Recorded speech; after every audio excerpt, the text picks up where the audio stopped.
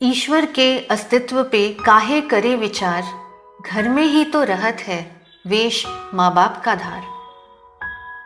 दोस्तों, कितनी बार ऐसा होता है कि लोग मंदिर में जाते हैं, पूजा अर्चना करते हैं, चढ़ावे चढ़ाते हैं और उस ईश्वर के सामने हाथ फैलाते हैं, यह कहते हुए कि हे ईश्वर, हमारी रक्षा करे, हम पे अपना आशीर्वाद का हाथ हमेशा रखे।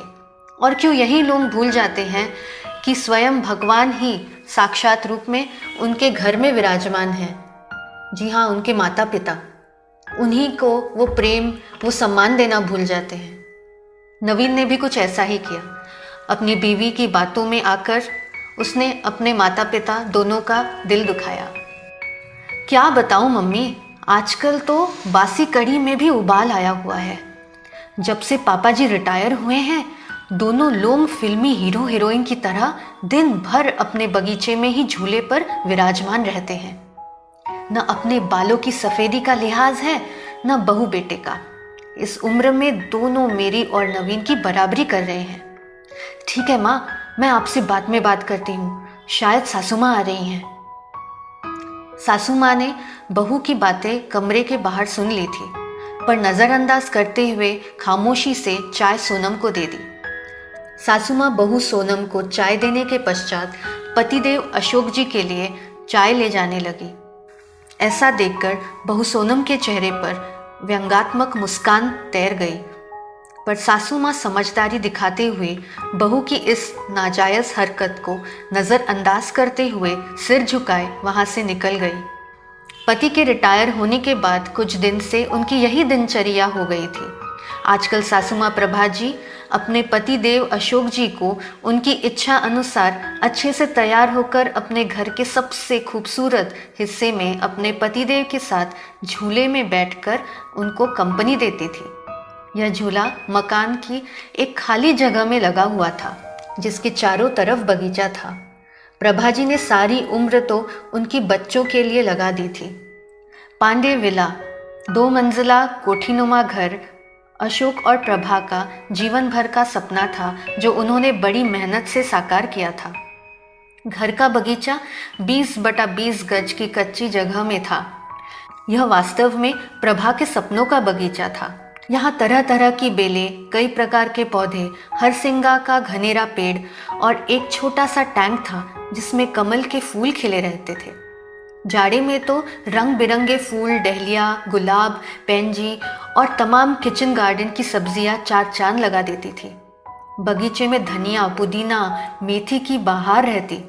तरह तरह के फूलों की खुशबू से पूरा घर और अशोक बाबू और पत्नी प्रभा सकारात्मक ऊर्जा से हमेशा सारोबार रहते थे। ऐसे मनमोहक वातावरण में वहाँ पर लगा झूला मन को असीम शांति प्रदान करता। यहाँ का वातावरण इतना सुखद में और शांतिमय था कि कोई भी यहाँ पर बैठता तो उसके उठने की इच्छा ही नहीं होती थी।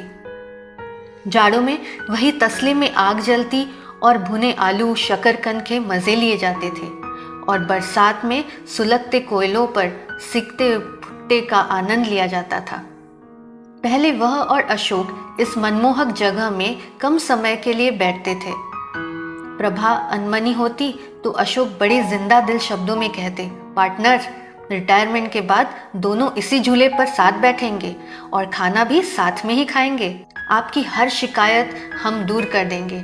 फिलहाल हमें बच्चों के लिए जीना है ना। बच्चों के कैरियर पर बहुत कुछ बलिदान करना पड़ा। खैर, अब बेटा अच्छी नौकरी में था और बेटी भी अपने घर की हो चुकी थी। रिटायरमेंट के बाद घर में थोड़ी रौनक रहने लगी थी। अशोक जी को भी घर में रहना अच्छा लग रहा था। पहले तो बड़े पद पर थे तो कभी उनके कदम घर पे टिकते ही नहीं थे। गांव से आकर शहर में बसेरा बनाना आसान न था, लेकिन किसी तरह 400 गज जमीन कर ली। सहधर्मिणी प्रभा जी भी सहयोगी महिला थी तो मंजिल और आसान हो गई। अब दोनों पति पत्नी आराम के पल को संजो लेना चाहते थे, लेकिन उनकी बहू सोनम अपने पति नवीन को उसके माता पिता के लिए ताने देने का कोई मौका न छोड़ती। उसने उस कोने के बगीचे से छुटकारा पाने के लिए नवीन को ऐसा रास्ता सुझाया और कहा, क्यों ना हम बड़ी कार खरीद लें नवीन। आइडिया तो अच्छा है, पर रखेंगे कहाँ? एक कार रखने की ही तो जगह है हमारे घर में। नवीन थोड़ा चिंतित स्वर में बोला। जगह तो है ना, वो गार्डन तुम्हारा जहाँ आजकल दोनों लव बर्ड्स बैठते हैं। सोनम व्यंग्यात्मक स्वर में बोली। थोड़ा तमीज से बात करो सोनम, नवीन क्रोध से बोला। लेकिन फिर भी सोनम ने अपने पति को पापा जी से बात करने के लिए मना लिया। अगले दिन नवीन कुछ कार की तस्वीरों के साथ शाम को अपने पिता के पास गया और बोला, पापा, मैं और सोनम एक बड़ी गाड़ी खरीदना चाहते हैं। पर बेटा, एक बड़ी गाड़ी तो घर में पहले ही है, फिर उस नई गाड़ी को रखेंगे भी कहाँ? अशोक जी ने प्रश्न किया। ये जो बगीचा है, यही गैरेज बनवा लेंगे। वैसे भी सोनम से तो इसकी देखभाल होने से रही, और मम्मी कब तक देखभाल करेंगी ना। इन पेड़ों को कटवाना ही ठीक रहेगा। वैसे भी ये सब जड़ें मजबूत कर घर की दीवारों को कमजोर कर रहे हैं। यह सुनकर प्रभा तो वहीं कुर्सी पर सीना पकड़कर बैठ गई।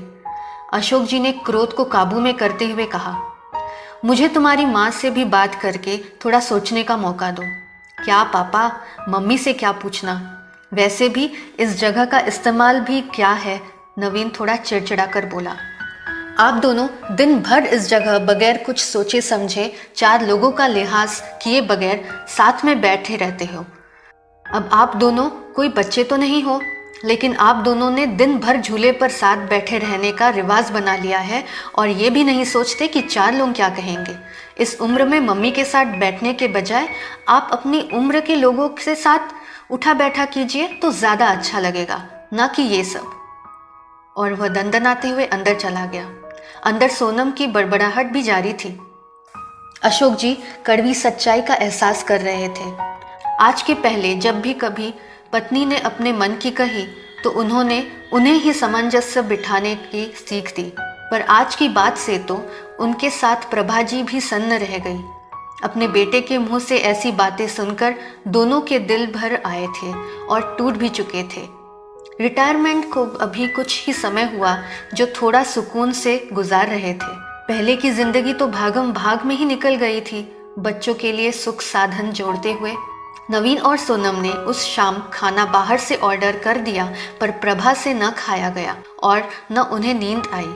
नींद तो अशोक को भी नहीं आ रही थी और वो प्रभा की मनस्थिति भी समझ रहे थे। अशोक जी आज पूरी रात ऊहापोह में लगे रहे, कुछ सोचते रहे, कुछ समझते रहे और कुछ योजना बनाते रहे। लेकिन सुबह जब वे उठे तब बड़े शांत और प्रसन्न थे। वे रसोई में गए और खुद चाय बनाई। कमरे में आकर पहला कप प्रभा को उठाकर पकड़ाया और दूसरा खुद पीने लगे। आपने क्या सोचा है जी?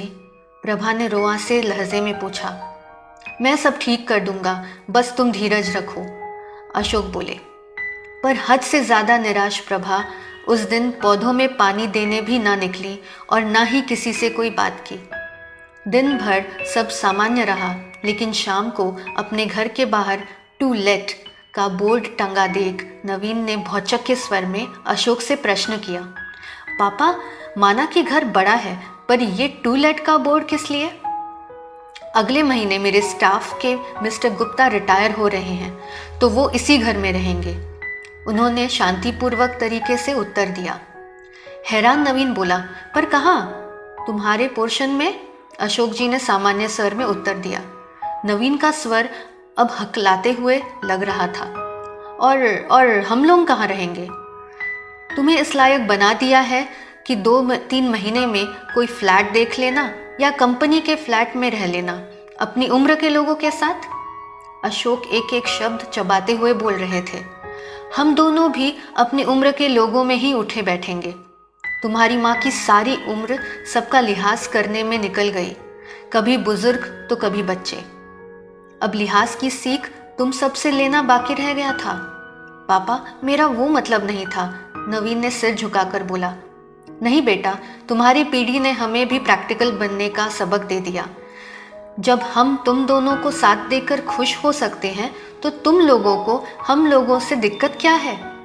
इस मकान को घर तुम्हारी माँ ने बनाया। ये पेड़ और इनके फूल तुम्हारे लिए मांगी गई न जाने कितनी मनौतियों के साक्षी हैं। तो यह अनोखा कोना छीनने का अधिकार मैं किसी को भी नहीं दूंगा। पापा आप तो सीरियस हो गए। नवीन के स्वर अब नम्र हो चले थे। ना बेटा, तुम्हारी माँ ने जाने कितने कष्ट सहकर, कितने त्याग करके मेरा साथ दिया। आज इसी के सहयोग से मेरे सिर पर कोई कर्ज नहीं है।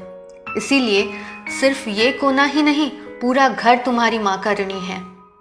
घर तुम दोनों से पहले उसका है, क्योंकि जीभ पहले आती है न कि दांत।